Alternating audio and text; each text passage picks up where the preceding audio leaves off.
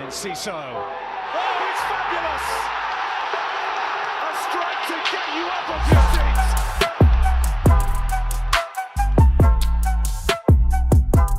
seats. Hello, welcome to Seagulls Social, Season 5, Episode 9, we think it is. I'm joined by Jack and Maz. Jack, I'm sure you've just come back from a lovely, lovely weekend in Newcastle. What was it like? Yeah, lovely weekend. Fun had by all. Yeah, and Hull, Hull. yeah. Hull. Do you know what I saw in Hull, actually? I didn't tell you about this before the thing, but I thought it was best enough for the podcast. I was walking down a road in Hull to the way to ground and I saw an unmuzzled XL bully. Well, at least I thought it was. So I crossed the road to walk away from it. It was really scary. My life flashed before my eyes. That's very sensible of you, Jack.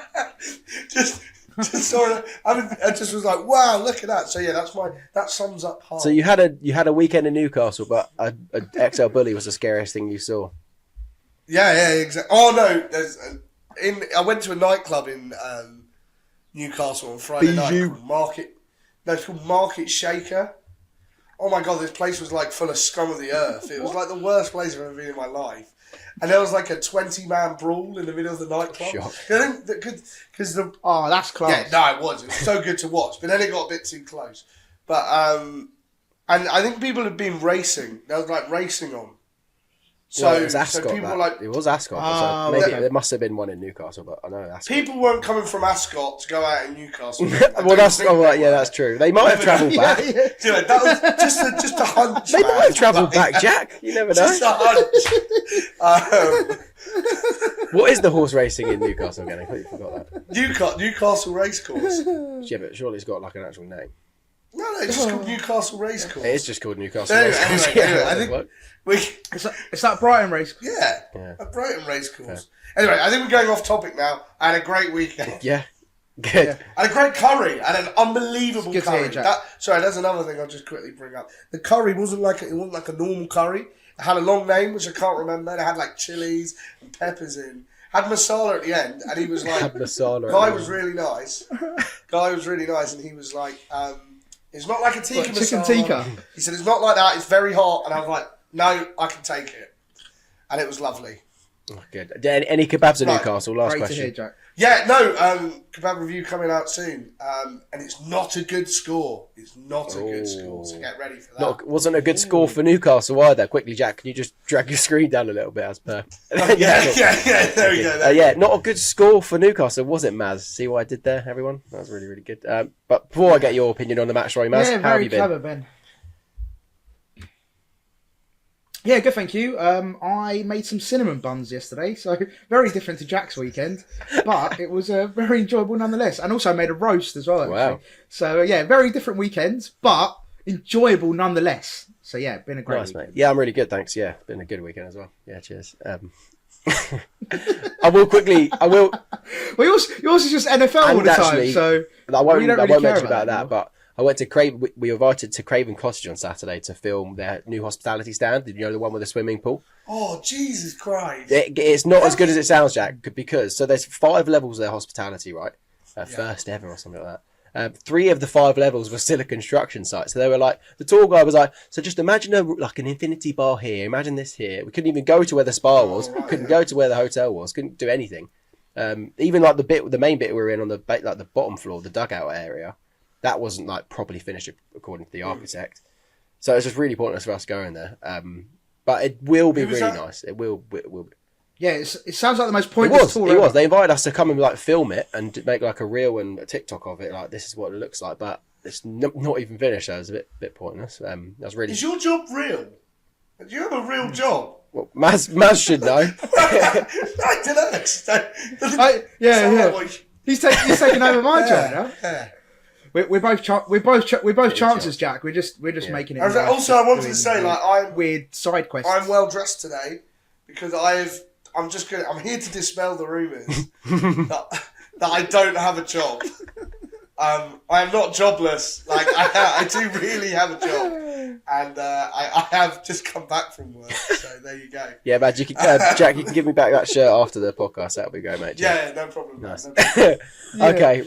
It's actually for the job interview he's going for. So. Yeah. You'll get the job at Tesco, Jack. I believe you, mate. Yeah, I'm going for the Whitehawk manager who's just been sacked. That's what I'm trying to do. I think you probably do quite a good job at that level, Jack. All right, seriously. Right. I definitely wouldn't. Anyway. Let's move on to some actual football 5 minutes into the podcast. Boys, we beat Newcastle 1-0. I had no belief that we were ever going to do that. I think I might have said 2-2. We historically don't really do too well up there, but we did. And even though it seemed like a very dominant display from Newcastle, Jack, somehow we came away with 3 points. Yeah, do you know what? It's a bit of a football purist game, I thought.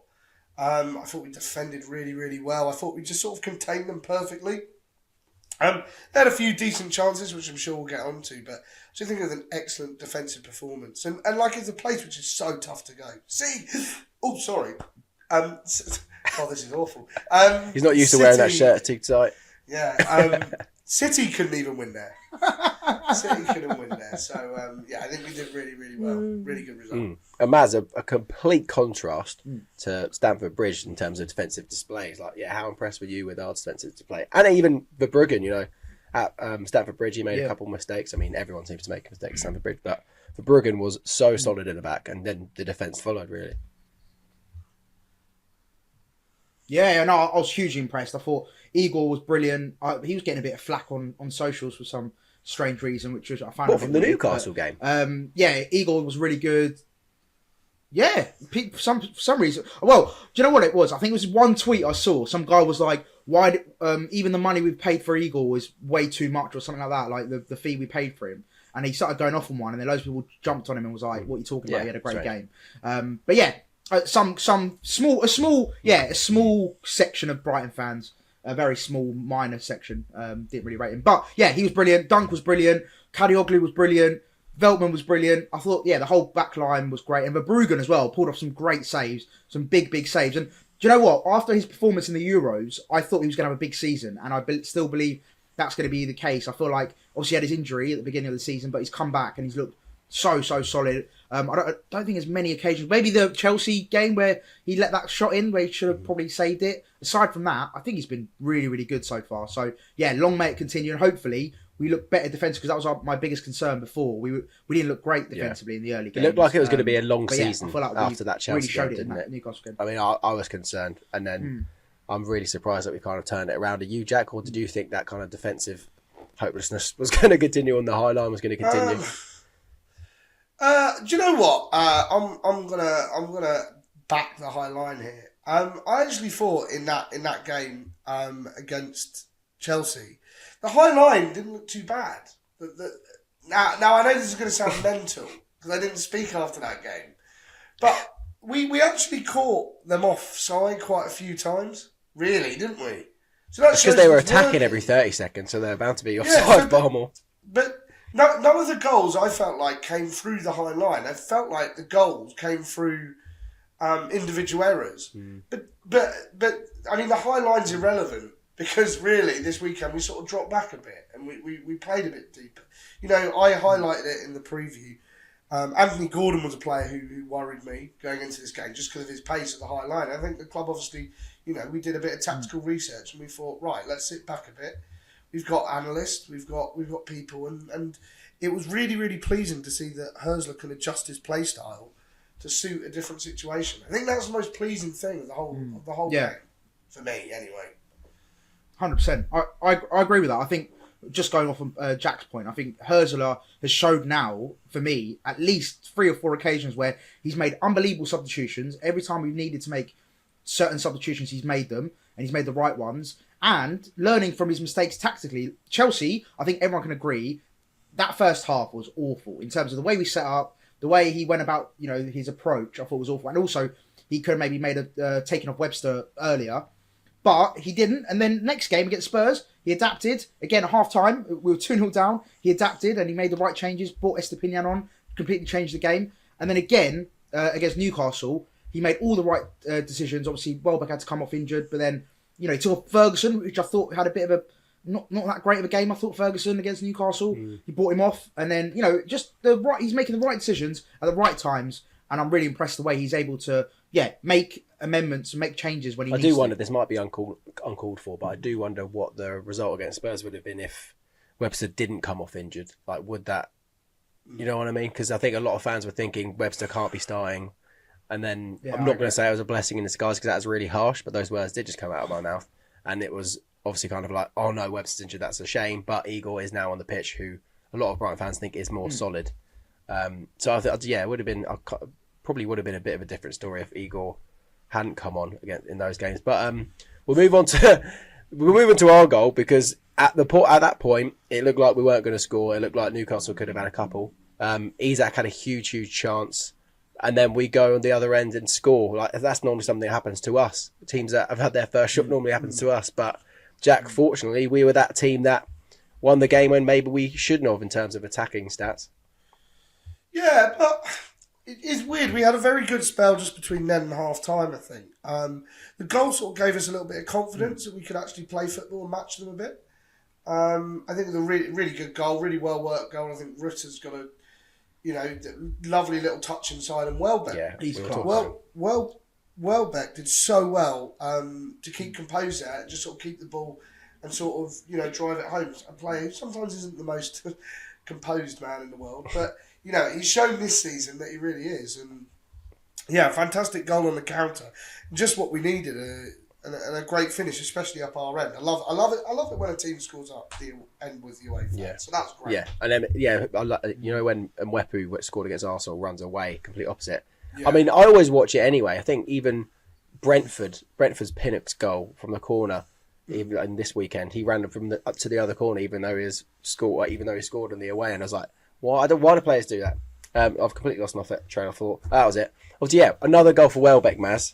If we had known this, that when we started this podcast like 4 years ago, whenever it was, and we were absolutely Danny Welbeck haters, especially you.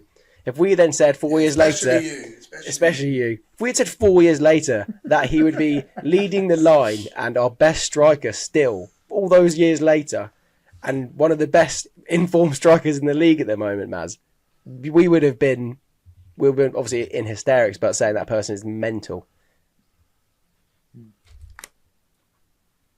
Yeah, madness. I don't think ever I thought those words would be said, that Danny Welbeck at the age of, how old is he now? 33, 34? Great age! That he would be still a great age. No, it is a great age. Fair play to him. He's still going. He's still banging in goals. But no, you're right. Like, to say 3 years ago when he first came to the club, I was a sceptic. I was like, look, the guy hasn't exactly been incredible everywhere he's gone. I wanted like an out-and-out goal-scoring machine. And obviously he was never going to be that. But this season, I don't know 4 years later, what he's been drinking, what he's been eating. Maybe those Albion kebabs, maybe. Maybe it's the Albion kebabs. Who knows? But whatever he's doing it right. And no, honestly, I'm actually really happy for him. And hopefully, I don't think his injury is too bad, the back injury. It looked bad, obviously, being down and getting stretchered off with his little gas pump. So one of my mates said he was doing balloons. But just to clarify, it wasn't balloons. It was actually a oxygen pump. But yeah, we'll leave it. We'll leave that cushion and Oh, cuckoo, nice save. Yeah. But yeah, anyway, it's really good to see him doing well, and hopefully he's still fit for the next game. He hopefully. did. He was still wearing a shirt on the plane, which a lot of people were kind of worried about. It's like, how has he not had time to change? So that was a bit of a worrying sight. You do see it when some players have a really bad injury and they'll still be wearing their kit whilst in hospital. But I mean, for Welbeck, he got on the flight, so it's not too bad. Maybe he just like a back spasm. Maybe it was a knee into the back, wasn't it? So maybe it hit like a disc or something. Because the impact didn't look too bad. It was just weird that when he went down, he looked really serious. So yeah, I don't know. I really don't know what happened. And has it been clarified yet by doctors or by staff yet? What happened? But somebody who has clarified it slightly is my friend Harry, who's obviously no, you've met medical expert Harry. You've met him. He's the tall geezer, the really tall geezer. Yeah. No, your friends are great. He's a sports scientist. He's a PT. I don't know. They all go into one. PT, sports scientist. Sports. He could be the most qualified person in the world. I don't know, or he could just be like a level 4 PT. He's one of them. He's very clever. And every time a player gets injured, he diagnoses it. And I think he said it looks like a back spasm or something. And then another one of my friends thought he broke his back. So, that was Corey, though, and he'd had quite a lot to drink. Yeah, that sounds like so Corey. he's probably not right. Yeah. So that was a great medical diagnosis there. So I hope Danny heeds the advice of my moronic friend. I'd like to believe you're first, mate, because I think I said it was a back spasm. So I think, I trust him more than Corey. But hopefully it's not going to be something, because backs are like a thing that can just like being, I don't know, it can screw you up like every other week, or you think it's fine and then just do one little minor move. So hopefully it's not going to be like that for Danny Welbeck. I mean, my back hurts if I sleep funny. So, And for carrying this podcast, Jack. Yeah, I know, all the time. Especially this one, Jesus Christ. I haven't stopped talking. Yeah, someone needs to carry this podcast, actually. So if someone can buck up their ideas, that'd be great. I want to talk about the guy that got Danny Welbeck's assist, Rutter. Can João Pedro get back in the team when he's fully fit at this rate, Maz? Because Rutter is looking unbelievable. And finally, I was really worried that he was going to be a flop, a £40 million flop, but he seems to be coming up a clutch now. I think it was his first appearance, wasn't it, where he lost the ball a few times, and everyone was like, "Oh my god, he's going to be the worst player ever!" And it was like the most reactionary take, as I'm not going to lie though, he was proper giving. They all started going, "Yeah, he was giving Jurgen Locardi though," and I remember those first couple of games. I was like, "Oh my god, we've got a donkey here." Yeah, but that's first. Yeah, but they're going to take time to adapt. Obviously, I know he played in the Premier League with Leeds, for a little bit, but he's mostly playing Championship football, and he needed time to adapt and. Come, and also adapt to the team as well. Adapt to the players around him, the coaching staff, all that, all that general stuff. Going from Leeds to Brighton as well, that's a big thing. Huge jump. Going from living in Leeds to living in Brighton. Huge jump, huge step up. All these factors obviously come in. But no, he's been brilliant. I think the way he's come in and replaced João Pedro, because obviously João Pedro was so good for us, and he'd been doing so well. And then for him to get injured, everyone's like, oh, fuck, shit, what's going to happen? Who's going to, be able to replace João Pedro? And Rutter's done that brilliantly, I thought. I think he's come in the team and he's been brilliant. The way he's off the ball, he's brilliant. He works so hard for the team. On the ball, he's brilliant. He's got great feet, ability to take on players. And then, he's actually contributed a few assists, a few goals now, which was a big thing that I was a bit worried about. Was going to get the goals, because of assists, he was brilliant at Leeds, but he didn't score enough goals. So to be able to add that to his game as well is brilliant. And I'm really looking forward to how he gets on. And to answer your question, will he get... I think João Pedro... It's going to be so tough for Hurtler, because João Pedro has to get in the team. He has to get in the team, but at the same time, you can't drop Rutter. So you're going to have to accommodate both of them, I think, somehow. I don't know how, but... You can't drop Rutter and you can't stop Danny. That turned me on a little bit. Sorry. Yeah, I know. I don't know why I went really close to the mic there. SMR with Jack Albion. Yeah. Like a fine wine. But yeah, no, Rutter was fantastic. Do you know, I thought it was a big call by Hurtler on Saturday, actually, not to start Matoma. With Minter out as well. Well, I think he was injured. He wasn't on a bench, so something's happened to him. But it's such a huge call to sort, because I couldn't work out what formation we were playing at all in the first half. Like, we were like, is it Yari on the wing? Yeah. Are we sort of playing a 4-4-2? Are we sort of doing all this? So I think it's a really big call to do that, and it paid off, because I thought, do you know what? Ferguson got a lot of stick in that game from people in the stand, just saying, like, he's I think it's a hard one for him to come in for, because I think it was an interesting new tactic. But I think those three work really well in the sort of forward position, very narrow, in together. And they sort of interwork very well. And as you can see for the goal, maybe Ferguson wasn't involved so much.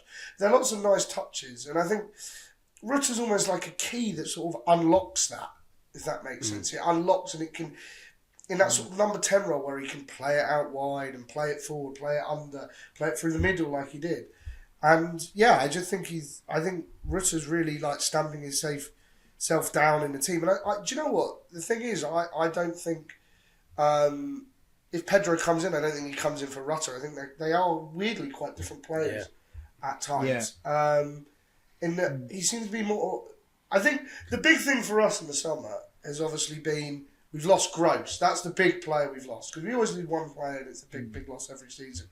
And it was very different sort of, you're not trying to replace goals, you're trying to replace assists, aren't you? You're trying to replace sort of the balls in, chances created. And I think that's what Rutter's coming in to do. And you look at a lot of our signings who've come in, they're all chance creating players. You know, Gruder, Matt O'Reilly, Rutter. So I think that's what we're trying to do, because you can't replace Pascal Gross straight away with how many chances created, how much he brought to the team. And I think the combination of these players and Rutter's definitely stepping up and providing those assists.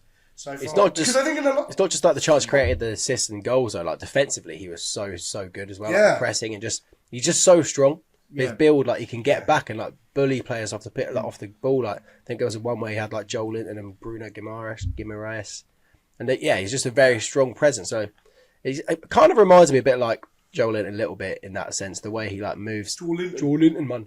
Like Rutter could probably do a job in centre midfield like Joel Linton can do. But I do want to give props to obviously our recruitment, because when we got Rutter, I thought, I don't know, do we really need him? We got João Pedro, but they've foreseen like the potential issues with João Pedro being a Brazilian international and like maybe coming back late, missing games then, and also injury wise, like it's obviously been an unbelievable decision to get him in, because we'd be kind of screwed now with Matt O'Reilly injured, and then if we didn't have Rutter.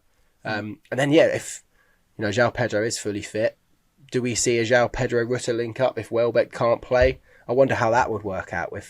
That I'd be really, really interested to see that. I know that would be a really, really entertaining duo to watch play together, Rutter and João Pedro. I'm sure they could have some really, really good chemistry if they start playing games together. What's really great to see is definitely at the end of last season, so many complaints were about our lack of depth. And, I was I think lots of people on the January transfer window end of that, there was a lot of dissenting on Twitter, and I sort of agreed with some and disagreed with the other. But I think it was clear at the end of the season that, we definitely needed to sign a few more players. And then we ended up signing Rutter, and people were like, oh, we don't need him. It's like, we do need these players. If you want to, I think the thing is, there's one thing getting to Europe, but there's one thing being consistent in Europe, which is so difficult, and you need a lot of squad depth to do. I think we're setting ourselves up for that situation. What are you thinking now, Jack? Obviously, there's a great result now. We're fifth in the table potentially, aren't we? Yeah, I think we're fifth in the table. Where are we finishing at the moment? I know it's still early in the season. What are you aiming for? Because I don't think we ever asked you early in the season. Look, for me, I'm happy to finish 10th and above, and I know that's bringing expectations down a little bit. I think we've got a tough run coming up, so I think if we maintain staying in 5th at the end of this tough run, we've got through the first game. We've got an easier game coming up, but I know what Brighton are like, so we'll beat Newcastle and lose to Wolves. Yeah, it's one of them. Classic. And then we've got City, Liverpool twice, Liverpool twice, then City, and then who have we got after that? We got City, then we got Bournemouth away, Southampton at home, Fulham away, Leicester away, Palace at home, and then we get into Christmas period here. We've got a nice little run through Christmas, but if we can sort of come out of these next 3 or 4 games with our heads held high and still in that position, maybe expectations will start to change a bit. But for me, 10th and above has always been the target this season. We got young players. They're going to take a while to bed in, obviously, like everyone does. And I mean, I'm still going to do it like I do every season. I'm looking at 40 points and I'm just waiting for us to get to 40 points. And I know you laugh, but that's what being in the Premier League is about at the end of the day. I think Ranieri said it in the Leicester title season. When they were this stage of the season, they were top. He just kept on saying 40 points. That's what we need. And it was like, I remember when they were going into the run-in, and then one day he said, why is everyone not happy? We've qualified for the Champions League. It's all about managing expectations. Especially with the new manager. I don't want to put pressure on him and think European will be not getting Europe will be a failure, because it definitely won't be. Sorry, Naz. That's all right. Talking of Leicester, Jack, I saw someone did like a comparison. So this stage of this season, we're the same level on points as Leicester's title-winning side. The season they won it. So what does that mean, boys? We're gonna win the league. That's my take on it. No. I'm going to stick with my predictions as I said at the beginning of the season, Ben. I'm still going to go Conference League.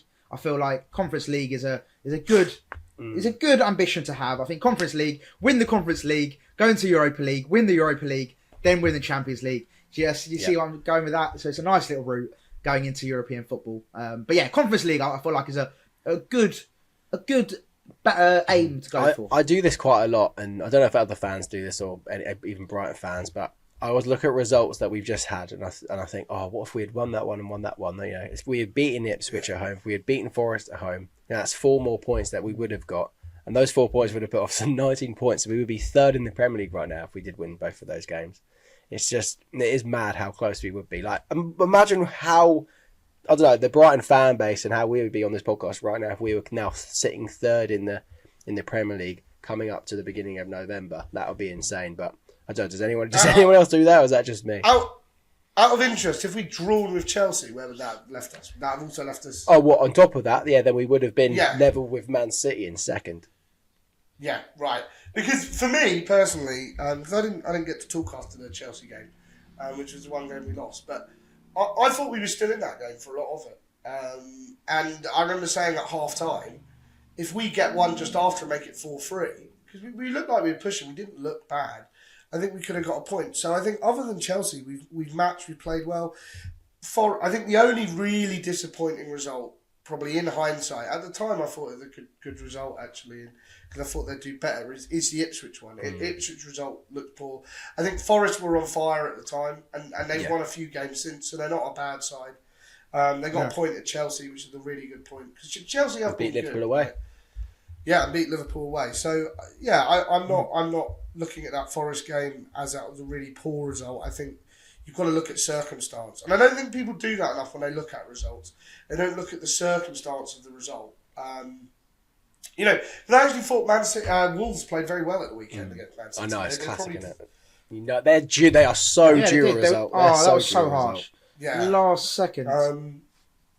So yeah, I don't know. I'm dampering expectations, but when I say 10th, I've got like an upper ceiling, if that makes sense, and the upper ceiling is Conference League or just outside Conference League.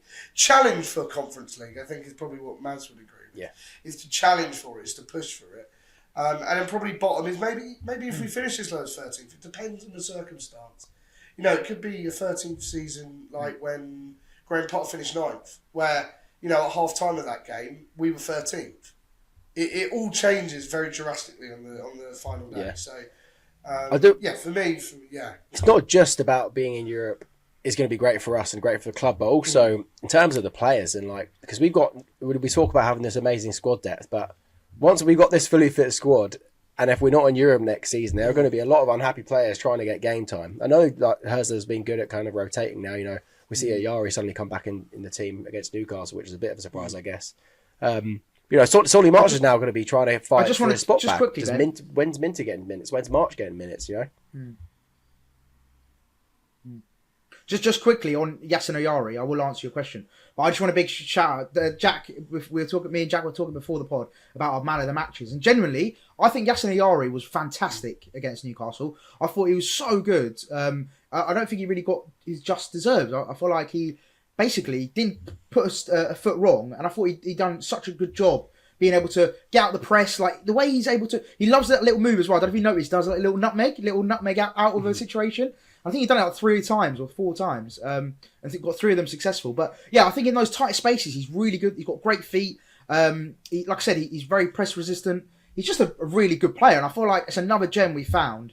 And I just wanted to give him his flowers, really. I thought he had a brilliant game and didn't get talked about enough, in my opinion.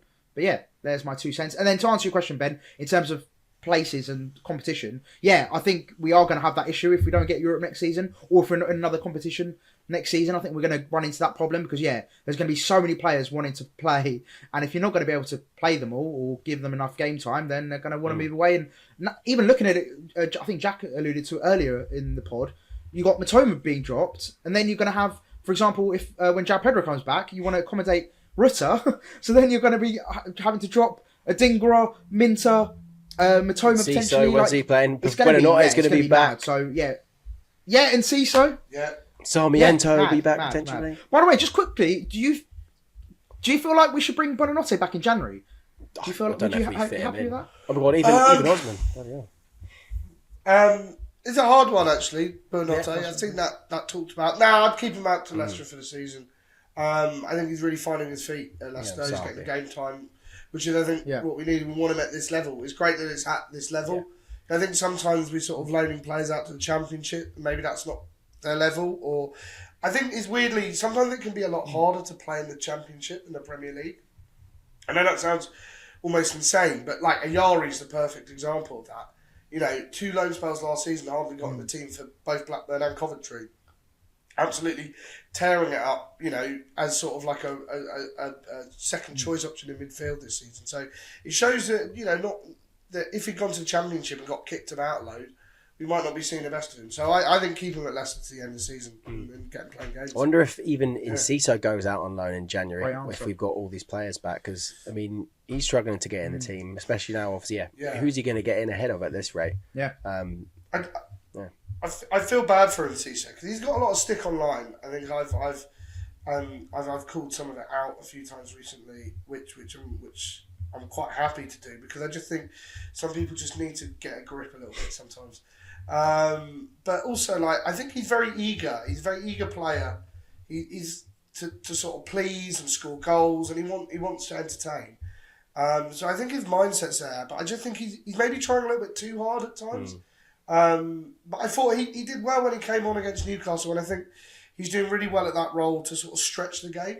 And I think that's what he did when he came on. He sort of gave them something to think about, where he sort of pushed up. Well, he did it in the Spurs game as well. Him and Gruder, I thought, done a really good job of that, like stretching the game late on, coming on and being a bit of a nuisance. And maybe that's his role. Maybe it's to come on and unbelievable stretch the game off the bench. Yeah. So for me, I think we could come into a problem with that, where you've got to please all these players. You've got a lot of number 10s, haven't we? Yeah. So that'll be interesting to see. Who is our number 10? Do you know, I completely forgot who our number 10 is. Oh, it's Enciso. Oh, it's Enciso. Yeah, exactly. Blokes have more haircuts than minutes this season. Yeah. That's his issue. Yeah. So, but yeah, he's one of my favourite Brighton players. Yeah, he's giving Arsenal kids a run for their money. Very good. Yeah, but look, I think he's an unbelievable talent, and he really does need a run of games to get going again. Because he's showing, like, you know, he's still, as much as he missed that penalty in the internationals, he's still got an assist in the Paraguay game. So he still can produce. He just really needs to get a run of game, and hopefully he does well in the League Cup. Hopefully he starts against Liverpool. I'd like to see a few players come in for that. Talking of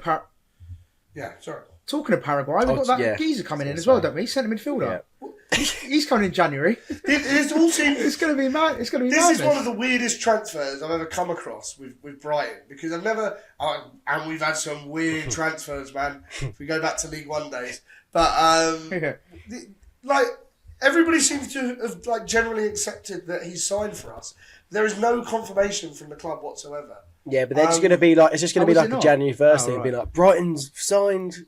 Oh, Diego Gomez! Yeah. Oh, we didn't know. What the fuck? Yeah, and what's his name? Shout out Roberto Rojas. Yeah, he just told me it was done. He came to the Forest game and he didn't even allude to something. He just went, "Yeah, I've been told it's done." So, take my word for it. Yeah, I take my word for it. He's a very trustworthy guy. I want to quickly pick your brain, Jack. Who is your most random League One that era Brighton signing? I mean, when you said that, immediately Chris Holroyd came to my mind because he banged goals against us. Chris Holroyd. So there were two that come out of nowhere here. David Murto. We had a weird link with Le Havre. Le Havre. We like a sort of sister club thing. I remember Didier Degarde. Do you remember him? Yeah, vaguely. Like back in the day, there was David Murto, who played a few games, and I think he scored one. He was generally quite average, but he sort of got this weird... Normally people say he's genuinely quite good, but he was genuinely quite average. He was very... And then there was Federico Terenzio, who he got straight from Argentina under McGee. He was really good on FIFA. And he was recommended by like a famous former Juventus player. I can't remember who saw him, and he came over and he was playing in a team with 2005-06 when we got relegated. So he had Colin Kazim Richards and Gary Hart and Charlie Oatway and Carpenter and playing around him. And ballers, but also probably if you come straight from Argentina, not ideal for your playing style. Of Charlie Oatway, I'm going to hurt you so much that I think the reason he retired is because he hurt himself trying to hurt someone else. which you've always got to respect. So, and also, I mean, I just can't imagine any conversation between Mark McGee and Terenzio. Like, what would they have said to each other? What would they like? Do you know my do you know my one? The one as soon as you said Argentinian, I remember. Well, he wasn't Argentinian, but Sandaza. Remember him? Sandaza, the striker. I'd love. Yeah. And then I was going to say, I'd love to do a podcast with him. He has had the most mental career. He's played on like every continent in the world. Has he? He's been sacked from like 3 clubs. Yeah, get Sandaza on. Yeah, get him he in. Replied to me on Twitter once. And then who was the other Jack? Same transfer window. Or Ben, I don't know if you remember him. The Argentinian bloke, like was it not Paz? Baz and Batapiedi. It was something short. Baz and Batapiedi. That's it. That's the one. Yeah, mate. They were the most 2 random signings. I was like, oh, this is class. We've got like 1 South American and 1 Spanish striker who's going to be like come in and be unbelievable. And they both flopped, but they were really good on FIFA, which was great for my career mode. But they were fucking didn't get a game in real time. So was it like a double City swoop when we got? Was it Ashlin and was it Abdul Razak as well? Yeah, Razak and Ashlin. Yeah. I was talking about. Razak. In the pub. We were talking. I was talking to a Newcastle fan, with a few other people, and he was like, "Who's the best ever Brighton player you've ever seen?" I said Vicente. I thought you were going to say this other guy, this other guy came steaming in and just said Razak against Ipswich in that one game. Razak against Ipswich. Genuinely, he was like Yaya Toure reincarnated. No, Rohan Ince pre-season. Rohan Ince was Yaya Toure reincarnated. Yeah, Rohan Ince. But anyway, we'll move on from talking about. Yeah, sorry for the tangent. Players. Sorry, you have. I've got you. There's one final guy. Sorry, I just said we'll move on. One final guy was Johnny Dixon, who when he left Brighton. Basically retired from football and became a producer on Sussex and Suspicious Parents. No way. And dated unbelievable. Dated Holly. What a show. Holly Valance, the singer who's in Home and Away. No, she was. Oh, yeah, Holly Valance. Yeah. Is it interesting? Jack? There's a guy who follows Brighton. I think he becomes Home and Away. He's mates with. Is he mates with Callum? He was on Sunset and Suspicious Parents. Was he? Oh. Yeah. Maybe that's I'll point him out to you next time we're together. Yeah. Excellent. Right, yeah, sorry for that tangent. Is there anything else from that game we want to talk about? By the way, just to let you know, wait, did you say he's married to... Sorry, just quickly, did you say Holly Valance is married? No, they just went out for a while. I think when he was at Brighton. Oh, right. Do you know, I mean, if you ever want to... Right, okay, we can move on. If you ever want to ask a guy to ratify like all this bollocks that I'm talking... The guy who runs We Are Brighton provides all this nonsense for me. So shout out to him for just telling me all this bollocks. And it couldn't... Nah, it is true. It is true because it's on his Wikipedia page. Oh, it must be true. Yeah, it must be true. Not anyone can edit that. But anyway, yeah, sorry. Back to Newcastle game. Yeah, I don't think there was really much else to say other than we are so fucking back and we're going to win the league. I don't know if they're... Well, a couple of players I want to shout out actually in the game. One who I think has had quite a bumpy start was Ferdi Kadioglu. Yes, yeah. Let's give him some flowers. Let's get the Turkish fans in. Yeah. I think get him in the thumbnail. Get him in the title. Yeah. Well, I got an Uber in Newcastle, and the taxi driver was Turkish, and he had a long conversation with me about Ferdi. But he's a Besiktas fan, so obviously when he played for Fenerbahce, he probably wanted to kill him. But yeah, he was. He did really well. You know, I was a bit sceptical of him playing left back because I don't like right-footed left backs. I just think it's weird. Why do we do this? But he really adapted to the game as it came. Like. Then when Purvis came on, he got shifted up to right wing. I think he did really well there. I think he was unlucky not to score. He maybe just took a second too long with the ball at his feet. And he could have. I found that really strange when he went right wing. Yeah, but I thought he did really well, and it was really good, sort of that late pressure to sort of have that outlet who could also drop back and defend. And I just think he really showed that maybe he's worth the money. And I always thought he'd had to take a few games to adjust. You know, the Turkish league is very different physicality wise, the pace of it. I'm really pleased for him.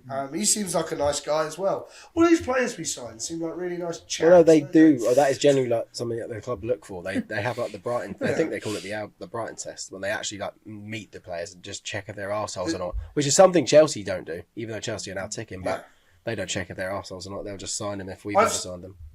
I've seen it referred to as the dickhead test. Yeah, and that as well. Yeah, it's probably online. Yeah, like is this person a dickhead? Which I think. I mean, I want to say that's probably why we didn't sign Mohamed Kudus. Looking at the way he played against Tottenham. Yeah. I genuinely think that could be why. Yeah. I know a lot of people can are I saying smack it's every stuff. member of this? Yeah. Can I smack every member of this team and get away? The answer is No. no. Yeah, fair enough. I guess the reason why Kadioglu done well on the left is because he was only marking Murphy. But I mean, I hope he does. I hope he does push on because that was it. The first moment when on his debut, the ball comes in from that corner, he just like mishits it. Was that his first? Cameo? That was his first cameo. Wasn't Against it? Ipswich. Yeah, and we were like, oh fucking, here we go. Imagine if he just put that top bins from there. That would have been unreal. I guess that's everything. Yeah. I was going to say quickly that I just wanted to touch on something else so again very quickly. Was the weird Anthony Gordon chance where he just ran through, like had the whole world. He was onside, and he just rolled it into Verbruggen's hands. I don't know what the hell was going on through his mind there. I feel like he's a bit like. Now, I did praise Anthony Gordon quite a lot, that he was actually getting to the point where I think he was well worth the money that he paid. But sometimes I do sort of think he's like a speedboat without a steering wheel. He's a Scouse Matoma. Yeah, like if you had a speedboat, you took the steering wheel and just put full power and just see what happened. And just go careering into the side and not actually do anything effective. That's kind of what he's like a little bit. But I also think it is worth pointing out that I do think Newcastle have a lot of quality in that team, and I do think they had an off day, and I do think that's what they're struggling with a little bit this season. Is just being clinical. I think Isak's a very good striker, but he's not your poacher, your Alan Shearer kind of finisher. He's just gonna hoover up anything that comes his way. So yeah. Well, I said, didn't I, in the preview, I said about Isak. Remember, I said if he does start, he's going to be a bit rusty. And mate, that was the exact way he was against us. He was so rusty. He had quite a few chances, and there was a few moments where he maybe should have shot and then instead tried to pass, or vice versa, passed when he should have shot. Like it was just.